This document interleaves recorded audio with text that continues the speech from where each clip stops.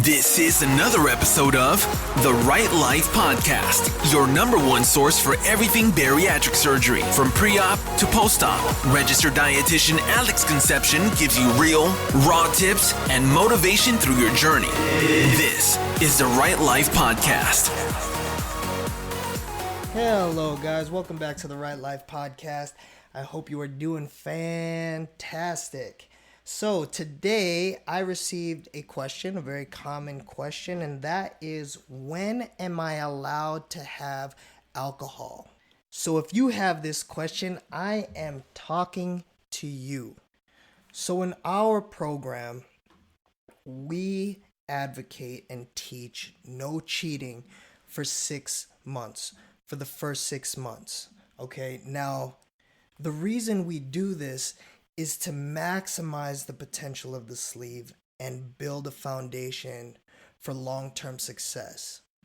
Okay, because everything gets easier over time, and the first 6 months is the most valuable time post-op.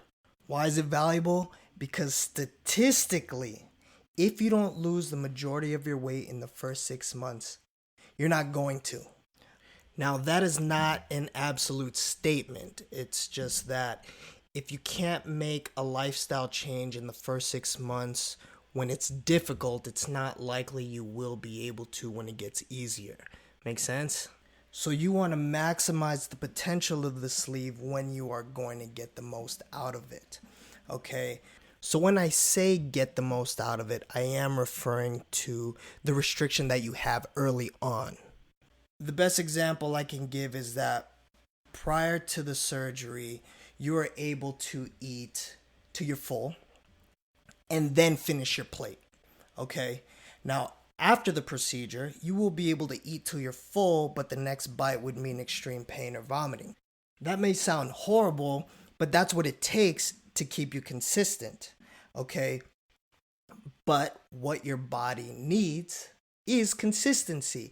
So if you have this procedure and you still eat, for example, pizza for breakfast, lunch, and dinner, you will still lose weight, because by the nature of this, by the nature of the procedure, you are decreasing volume, therefore decreasing the calories that you're consuming, and you will lose weight.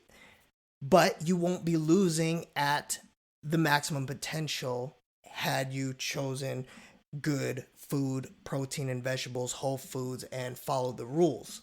I'm sure you know some people or heard of people, even in the forums, who have struggled with weight gain over time, because afterwards, if you don't create that foundation, if you don't take advantage of those first 6 months, like I said, everything gets easier.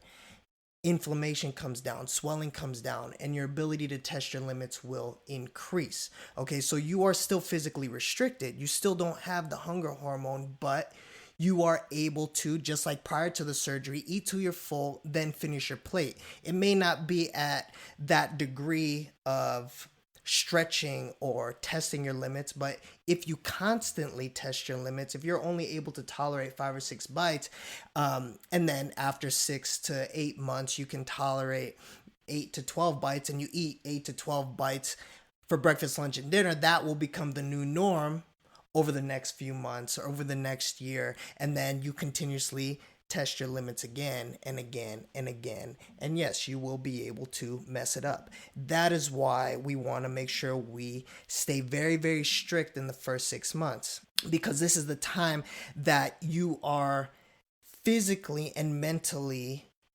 able. Now, once you physically and mentally able, you were not physically and mentally able prior to surgery, which brought you to surgery.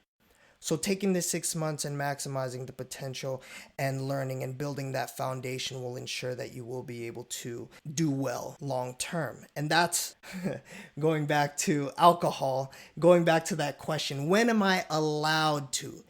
You are allowed to do whatever the fuck you want, just like you are able to before surgery, okay? But there are always consequences. Just like anything and everything in life, you have to weigh out the pros and the cons and make sure that the benefit is worth the risk. When it comes to alcohol, I'm not against it. I socially drink. My drink of choice is actually Scotch, single malt. But it is a social lubricant. It takes the edge off, and it makes you feel good. So to answer your question, we recommend that you wait 6 months before you have alcohol. And that again is to maximize the potential of the sleeve and create that foundation for long-term success.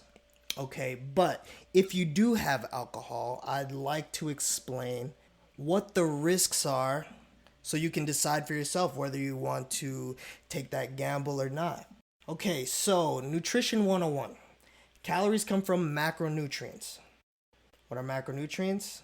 Carbohydrates, proteins, fats, and the unrecognized macronutrient, which is alcohol. Carbohydrates and protein yield 4 calories per gram, fat yields 9 calories per gram, and alcohol yields 7 calories per gram.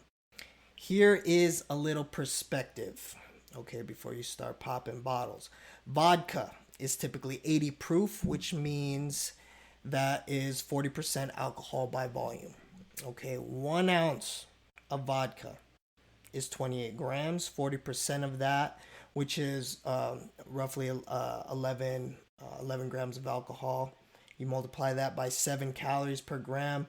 That's roughly 78 calories for 1 ounce of vodka. Now, you're not going to be drinking 1 ounce of vodka.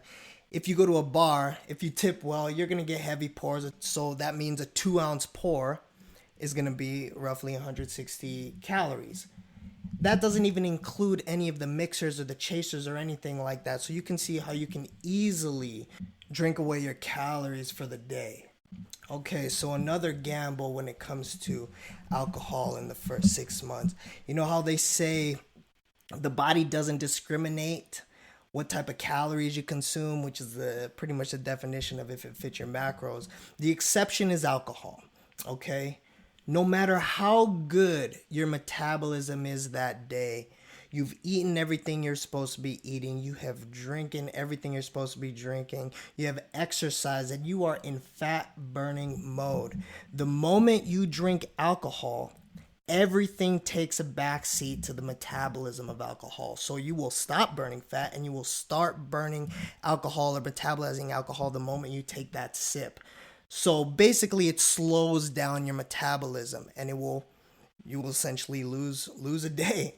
And lastly, when you go through bariatric surgery, specifically gastric sleeve, there's a chance that you can lose enzymes along with your stomach, enzymes that help break down alcohol. So there is a percentage of patients who get drunk faster and longer compared to before surgery. Now, that's not a guarantee.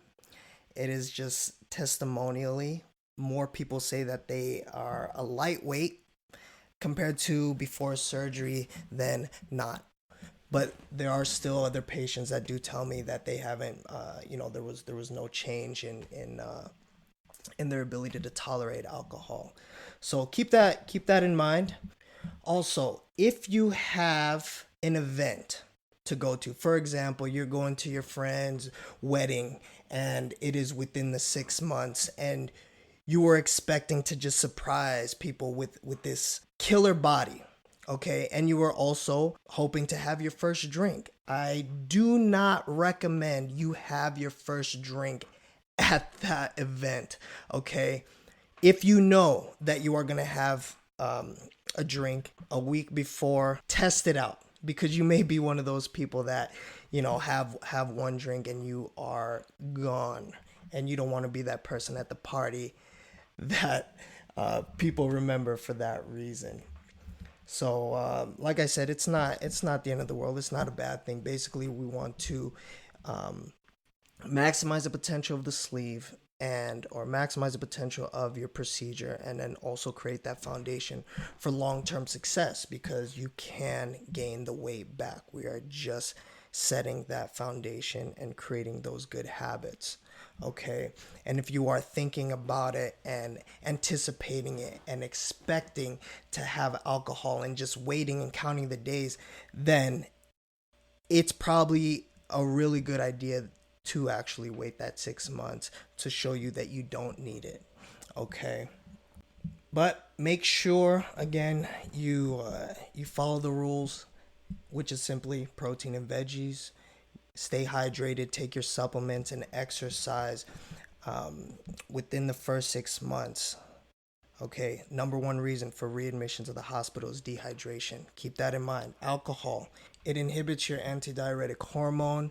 So even if you are low in water, you drink alcohol, you will still pee it out, increasing your risk of dehydration. Okay, so just make sure you are drinking plenty of water and do more good than bad. Moderation is key. And that's pretty much it. I will talk to you guys in the next. Be good, be safe, and drink responsibly. Take it easy, guys. Peace. This was another episode of The Right Life Podcast. For more motivation and future episodes with Alex, make sure to subscribe so you don't miss out on any life-changing moments.